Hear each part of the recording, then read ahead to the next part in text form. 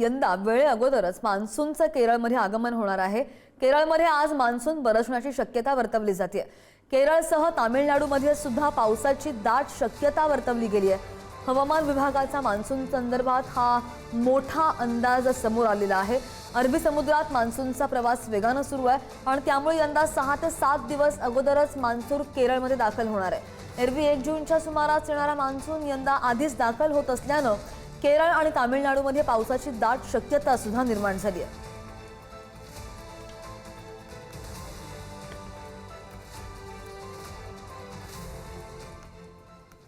तर हिंगोलीमध्ये सुद्धा मान्सून पूर्व पावसाची धुवाधार हजेरी लागलेली आहे। काही भागांमध्ये गारपीट झाली आणि त्यामुळे शेती पिकांचं बरंच नुकसान झालंय। औंढा नागनाथ परिसरामध्ये सुद्धा मोठी गारपीट झाली। जिल्हा परिषद शाळेवरील 3 पत्रे यामुळे उडून गेलेले आहेत। हिंगोलीच्या औंढा नागनाथ तालुक्यातील वेरूळ परिसरामध्ये वादळी वाऱ्यासह पावसाने जोरदार हजेरी लावली आणि वेरूळ इथल्या जिल्हा परिषद शाळेवरचे 3 पत्रे सुद्धा उडून गेले। शाळेमध्ये पावसाचं सगळं पाणी शिरलं। शाळेतल्या सगळ्या साहित्याचं नुकसान झालेलं आहे।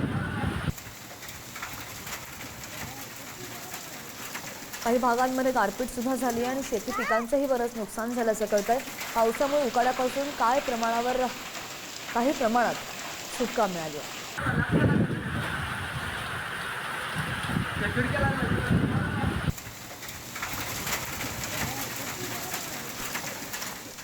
तर हिंगोलीनंतर इकडे लातूरमध्ये सुद्धा औसा आणि निलंगा तालुक्यामधील काही भागांमध्ये वादळी वाऱ्यासह पावसाने हजेरी लावली। औसा तालुक्यामधील खरोसा, लांबजना, किल्लरी यांसह निलंगा तालुक्यामधील जाऊ, नणंद आणि जेवरी तसंच जवळगा या भागामध्ये सुद्धा बराच पाऊस झाला। गेल्या काही दिवसांपासून वाढत्या तापमानामुळे उकाड्याने हैराण झालेले नागरिक या पावसामुळे काहीसे सुखावलेले आहेत।